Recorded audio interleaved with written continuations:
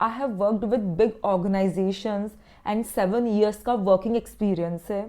तो आज इस वीडियो में मैं आपके साथ कुछ ऐसी पावरफुल टिप्स शेयर करूँगी ना, जो एज अ फ्रेशर सबके लिए ही काम आएगी, जो अपना करियर स्टार्ट कर रहे हैं कोई बड़ी ऑर्गेनाइजेशंस में, या जो स्मॉल फर्म में थे वो अपना करियर स्विच कर रहे हैं विद द बिग ऑर्गेनाइजेशंस। सो ये वीडियो उन सभी के लिए काफ़ी पावरफुल होने वाला है, बिकॉज मुझे काफ़ी टाइम लग गया था to understand all the things. ठीक है, so just give your 15 minutes and you will understand each and everything. Number 1, your team is not your family. So always keep a line between your personal and professional life. Your team may be supportive, but always remember they are not your family. मुझे पता है इसमें काफ़ी लोग debate करेंगे कि नहीं, हमारी टीम तो बहुत ही अच्छी है, they are like my family. But guys, मैं मेरे पर्सनल एक्सपीरियंस से बता रही हूँ कि एक बाउंड्री सेट करो, आपको क्या उनके साथ शेयर करना है, क्या नहीं करना है। बिकॉज ऐसा बहुत बार होता है कि हमें लगता है कि ठीक है, they are like my family, उनको मैं सब कुछ बता रही हूँ, बट ऐसे थिंग्स वर्कआउट नहीं करती है बिग 4 या बिग ऑर्गेनाइजेशंस में। आपको नहीं पता कि समझो आपकी टीम में 5 लोग हैं, ठीक है, आपको पता ही नहीं चलेगा कि उस आउट ऑफ 5 उसमें से कैसे ऐसे लोग हैं जो मैनेजर के साथ इन्वॉल्व है। आपने उनको कुछ बताया, जाके मैनेजर को उन्होंने बता दिया, तो नहीं पता चलता है। ठीक है, and I have seen it self. मैं भी बहुत ही स्मॉल टाउन से बिलोंग करती थी, एकदम से बड़ा ऑर्गेनाइजेशन में ज्वाइन करा था। मुझे नहीं पता था कि थिंग्स कैसे वर्क करती है, बट काफ़ी टाइम बाद रियलाइज हुआ था कि एक बाउंड्री होनी चाहिए between your personal life and between your professional life. आपको पता होना चाहिए कि आपको प्रोफेशनली क्या चीज़ें शेयर करनी है। ठीक है, सब कुछ अगर शेयर कर दोगे ना, ईच एंड एवरीथिंग, की जैसे अगर आपने अपने फ्यूचर प्लान शेयर कर दिए कि आप ये एग्जाम्स की स्टडीज़ कर रहे हो या यू आर प्लानिंग, या अगर आप जॉब स्विच कर रहे हो, आपने वो उनके साथ शेयर कर दिया, तो वो आपके लिए ही प्रॉब्लम होगा। ठीक है, तो प्लीज़ ध्यान रखो। और ये जो हैबिट है ना, ये धीरे धीरे आएगी, ये आपके डे 1 से नहीं आएगी। जब आप कोई बड़ी ऑर्गेनाइजेशन में काम करते हो ना, आपको काफ़ी टाइम लग जाता है just to adapt with that environment. तो don't worry about this, but ये चीज़ याद रखना जो मैंने आपको बोली है, it will definitely help you. Number 2, say no when it is required. If you set unrealistic expectations with your senior, with your manager, so ultimately you are the one you will have to suffer. You are the one you will have to work on weekends. You have to sacrifice your personal life. So please try करो हमेशा एक realistic expectation set करने का। ठीक है, और मैं ये बिल्कुल भी नहीं बोल रही हूँ कि अगर आपका कोई सीनियर, आपका कोई मैनेजर आपको टास्क दे रहा है तो उनको डायरेक्टली मना कर दो। ऑब्वियसली आप ये नहीं कर सकते हो। ठीक है, आपको क्या करना है, समझो आपके सीनियर या मैनेजर ने आपको कोई टास्क दिया है, आपके पास ऑलरेडी 5 टास्क है। ठीक है, तो उनके पास जाओ और उनको बोलो कि I have already 5 things on my table and आप मुझे एक और दे रहे हो, दैट इज 6 थिंग्स। तो लेट मी नो मुझे क्या प्रायोरिटाइजेशन करना है, तो उन्हीं से समझो ना। एट द एंड वो मैनेजर है, उनका काम है टू मैनेज द थिंग्स। ठीक है, अगर आपके पास 6 टास्क है तो ये तो कॉमन सेंस है ना कि आप 6 टास्क 1 या 2 दिन में डिलीवर नहीं कर सकते हो।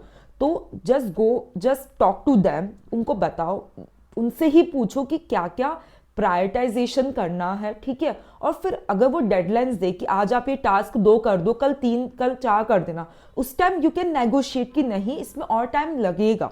तो the simple message here is, जितना हो सके ना उतना रियलिस्टिक एक्सपेक्टेशन सेट करो। अगर आपने कुछ भी नहीं बोला, उन्होंने काम दिया, आप बिना कुछ आर्ग्यू करे, you are just taking the things, तो at the end you are the only one, at the end you are the only one who will have to suffer. आपको ही वीकेंड्स में अपना काम करना पड़ेगा, आपको ही अपनी पर्सनल लाइफ सेक्रीफाइस करनी पड़ेगी। तो प्लीज़ ये हैबिट कल्टीवेट करो कि जब भी कोई काम एलोकेट हो रहा है, अपने टास्क देखो कि आपके पास क्या क्या टास्क है, उनकी क्या डेडलाइंस है, और आपको और भी काम दिया जा रहा है, तो बेसिकली एट द एंड आपको ये सब आपको ही करना है। आपके बिहाफ में नोबडी विल डू इट। तो just go to the manager, just talk to them, set the clear expectations कि यार ये सब है, ठीक है, और उस टाइम आप आर्ग्यू कर सकते हो। तो this is how you can say no to the unrealistic expectation. Number 3, your manager is not your friend. मुझे पता है इस स्टेटमेंट में काफ़ी लोग मुझसे अग्री नहीं करेंगे, बट मैं आपको मेरा पर्सनल एक्सपीरियंस शेयर करती हूँ कि I have worked with different types of managers. मतलब ऐसे भी मैनेजर्स के साथ वर्क कर रहा है जो काफ़ी सपोर्टिव थे, ठीक है, और ऐसे भी मैनेजर्स के साथ वर्क कर रहा है जो काफ़ी टॉक्सिक थे, है ना। तो प्रॉब्लम क्या होती है ना, जैसे समझो जो मैनेजर सपोर्टिव है, ठीक है, अगर मैं सोच लिया कि वो तो मेरे फ्रेंड है, पता है इसमें प्रॉब्लम क्या होगी, आप उनको कभी मना ही नहीं कर पाओगे या आप उनको कुछ बोल नहीं पाओगे। वो आपसे वीकेंड्स में भी काम करवा लेते हैं, वो आपसे बोलते हैं ना लेट नाइट्स भी काम करवा लेते हैं। तो मैं ये बोल रही हूँ कि ऑब्वियसली अच्छे लोग होते हैं, ठीक है, ऐसा नहीं है कि सब टॉक्सिक मैनेजर ही मिलेंगे, but there has to be a boundary, ठीक है। कोई अच्छा है दैट इज गुड। आप जस्ट टू से मतलब obviously can not say no to that people जिन्होंने आपकी बहुत हेल्प करी थी, बट हमेशा अच्छे बनने के चक्कर में आप वीकेंड्स में काम कर रहे हो, आप लेट नाइट्स काम कर रहे हो, आपकी हेल्थ खराब है, आप लीव पर हो फिर भी आप काम कर रहे हो, तो वो नहीं चलेगा। बिकॉज अगर मैंने किसी को अपना फ्रेंड मान लिया तो obviously I will be giving my 100%, है ना। तो मैं वही बोल रही हूँ। और उनके साथ भी क्या होता है ना, बीइंग अ मैनेजर उनके पास भी बहुत प्रेशर होता है। तो एट द एंड क्या होगा, अगर उनको पता है कि यार निकिता काम कर देगी, है ना, तो वो आपसे अच्छा बनने के चक्कर में आपको वो बोल ही देगी यार निकिता प्लीज ये मैनेज कर लो ना डेडलाइन से, आप उनको मना भी नहीं कर पाओगे। तो it is you are very lucky अगर आपके मैनेजर्स काफ़ी अच्छे हैं तो, बट यार एक फिर भी एक बाउंड्री सेट होनी चाहिए उनको। मतलब ठीक है फ्रेंडशिप अपनी जगह है, बट एट द एंड काम अपनी जगह है। आप अपनी हेल्थ सेक्रीफाइस करके, अपनी पर्सनल लाइफ सेक्रीफाइस करके तो काम नहीं कर सकते हो ना। तो बस मैं ये बोल रही हूँ कि एक बाउंड्री सेट कर लो, और आपके कोई मैनेजर कितना भी क्लोज क्यों ना हो ना, उनके साथ अपने फ्यूचर प्लान्स डिस्कस मत करना, या उनको ये मत बताना that you are looking for the job change या आप इंटरव्यू देने जा रहे हो, because it will definitely reflect, मतलब आपकी परफॉर्मेंस में इम्पैक्ट करेगा, आपकी प्रमोशन में इम्पैक्ट करेगा वो चीज़। ट्रेसेबल मतलब हम लोग हमारी जॉब की इतनी टेंशन लेते हैं, इतना टॉक्सिक एनवायरनमेंट है, फिर भी हम लोग जॉब सर्च नहीं करते हैं। क्यों ऐसा, मुझे ये लॉजिक नहीं समझता है। अगर आपको if you are not happy at one particular place, keep exploring other things, ठीक है, because at the end you are replaceable. आज आप जाओगे विद इन 24 आवर्स आपका रिप्लेसमेंट आ जाएगा। बहुत ऑर्गेनाइजेशंस होती है जिनको एम्प्लॉयज़ की वैल्यू नहीं होती है, और बहुत कम ऐसी ऑर्गेनाइजेशंस होती है जो actually care for their employees, ठीक है। तो उन ऑर्गेनाइजेशंस के अगर आप 100% या 200% भी दे रहे हो दैट इज़ फाइन, बट ऐसी ऑर्गेनाइजेशन जो आपकी वैल्यू नहीं करती है, they do not value you, they know कि अगर आप आज जा रहे हो तो विद इन नेक्स्ट डे ही आपका रिप्लेसमेंट आ रहा है, तो उन ऑर्गेनाइजेशंस में इतना दिमाग लगा रहे हो, अपनी हेल्थ खराब कर रहे हो, ठीक है, क्यों ऐसा कर रहे हो।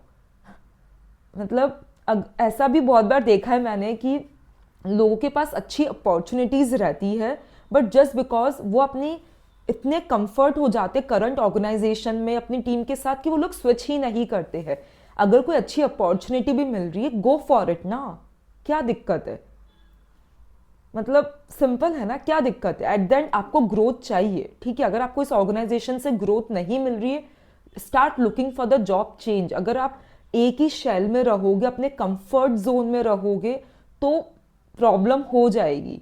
You have to keep exploring things जो आपके लिए अच्छा है। Start looking for the job change, start looking for the growth, ठीक है। और यही याद रखो कि ठीक है यार, यू आर रिप्लेसेबल, दिमाग ज़्यादा मत लगाओ, अपना काम से काम रखो, जितना काम मिला है ना उतना अच्छे से काम करो, अपना सब कुछ दे दो, बट टेंशन मत लो unnecessary. Nobody will ever remember the day you have worked when you should have rested. So हमेशा वही रखो अपना कि अगर नहीं सही लग रहा, if you are not well physically mentally, please day off लेना। और उस टाइम पर जब आप बीमार हो तो ट्राई करो काम मत करना unless until it is important, ठीक है। जैसे मुझे क्या हाई फीवर था, मैं आपकी मेरी मैं आपको मेरा एग्जाम्पल बताती हूँ। मुझे हाई फीवर था और डेडलाइंस थी, ठीक है, और मैं ऑफिस चली गई थी because it was before Covid, जब वर्क फ्रॉम होम का नहीं था इतना, या मतलब इतना ज़्यादा मेरी तबीयत ख़राब हो गई थी ना, बिकॉज एट दैन वो मेरी गलती थी। मैं चाहती तो मैं मैनेजर से बात कर सकती थी, आई शुड टेक लीव या I should take work from home, but मैं उस टाइम बिना कुछ सोचे समझे ऑफिस चली गई, फिर मेरी तबीयत और ज़्यादा ख़राब हो गई। मतलब जो within a day off या within a 2 day off से जो ठीक हो सकती थी, मुझे 1 या 2 वीक लग गए रिकवर होने में आफ्टर दैट। तो एट द एंड वो मेरी मिस्टेक थी ना, I can not blame my managers for that. तो गाइज हमेशा अपनी हेल्थ प्रायोरिटी होती है। अगर नहीं ठीक लग रहा है, डेडलाइंस है, काम नहीं कर पा रहे हो, तो प्लीज़ कोई एक वे आउट देखो। पूरे दिन काम नहीं हो रहा है, 1-2 घंटे काम कर लो, घर से मैनेज करो। खुद को अनरियलिस्टिक वे में प्रेशराइज करोगे ना, तो खुद को स्ट्रेस दोगे, तो एट द एंड वो आप ही के लिए सही नहीं है। बिकॉज अगर एक बार हेल्थ खराब हो जाएगी ना, it will take years to recover. और काम तो देखो होता रहेगा, आप नहीं कर रहे हो तो सिंपल है ना, आपकी जगह कोई और काम कर लेगा। ऐसा नहीं है कि आप हो तो ही काम होगा, आप नहीं हो तो काम नहीं होगा। अगर बहुत ही तबीयत खराब हो रही, मैनेजर्स को डाउनलोड दे दो या किसी और को डाउनलोड दे दो जो आपके बिहाफ में आपका काम मैनेज कर सके, बट अपनी हेल्थ को सीरियसली लेना स्टार्ट करो, ठीक है। ऐसा नहीं होना चाहिए कि हम लोग खुद हमारी हेल्थ को सीरियसली नहीं ले रहे हैं, फिर हम लोग कंपनी पे ब्लेम करते हैं, हम लोग टॉक्सिक वर्क कल्चर पे ब्लेम करते हैं। तुम बोलो तो सही that you are not well, you can not work, फिर जाकर देखो उनका क्या रिएक्शन होता है। Are they supportive with this, या स्टिल वो आपको फोर्स कर रहे हैं कि नहीं काम तो करना पड़ेगा डेडलाइन से, फिर आप दूसरा वे आउट देखो। But you have to speak out, आपको खुद के लिए स्टैंड लेना पड़ेगा। Number 6, avoid working on personal time off. If you are sick and if you are still working, people will assume that you are always available. So जब कभी भी आप लीव पर हो ना, प्लीज़ काम अवॉइड करो। You have to set a boundary between your personal life and professional life. Planned leaves है, आपने ऑलरेडी 3 to 4 मंथ्स पहले से ही लीव्स अप्लाई कर ली, इन्फॉर्म कर लिया, तो उस टाइम पर अवेलेबल होने से कोई सेंस नहीं है, ठीक है। ऐसा हो सकता है बहुत बार कि कभी कोई अनप्लान लीव्स है या आपका अनप्लान ट्रैवल हो गया बट डेडलाइन से, तो ऑब्वियसली आपको थोड़ा अवेलेबल रहना ही पड़ेगा बिकॉज काम मैनेज करना है या कोई डेडलाइन से। बट अगर प्लान्ड लीव्स है, आपको पता है 3 to 4 मंथ्स इन एडवांस में, आपके मैनेजर्स को पता है कि आप लीव पर रहने वाले हो, अगर आप उस टाइम पे भी काम करोगे ना, that is not good for you. People will assume कि आप तो 24 आवर्स अवेलेबल ही रहते हो, ठीक है। तो ऐसा मत करो। जब कभी भी लीव ले रहे हो, मतलब कि आपने लीव्स ली है, एक बाउंड्री सेट होनी चाहिए between your personal life and professional life. Otherwise क्या होगा ना, पूरे एग्जॉस्ट हो जाओगे।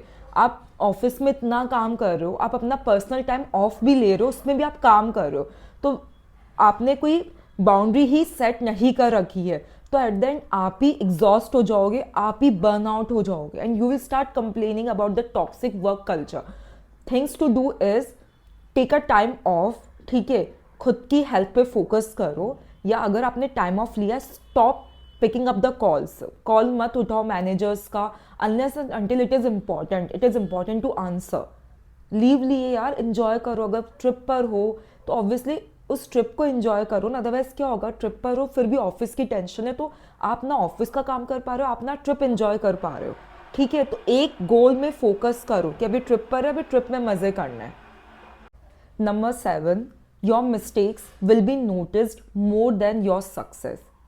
ऐसा बहुत बार होता है कि अगर मैंने 100 चीज़ें भी अच्छी करती हूँ बट मैंने 2 से 3 मिस्टेक करती हूँ, तो हमेशा हमारी मिस्टेक्स को हाईलाइट किया जाता रादर देन आर स्ट्रेंथ्स, ठीक है। तो आप ये सोच लो, ये जो प्रमोशंस और ये सब जो होते हैं ना, इंक्रीमेंट्स एंड ऑल, इसमें कम दिमाग लगाओ, बिकॉज एट द एंड देखो, आप कितना भी काम क्यों ना कर लो, फर्स्ट थिंग क्या होता है कि कंपनी की रिक्वायरमेंट कितनी है। जैसे प्रमोशंस भी करने, कंपनी की रिक्वायरमेंट है कि 5 लोगों का ही प्रमोशन होगा, बाकी का हम लोग नहीं करेंगे, तो आपने कितना भी मेहनत क्यों ना कराओ, कितनी भी हार्डवर्क क्यों ना कराओ, आपका प्रमोशन नहीं होगा, ठीक है।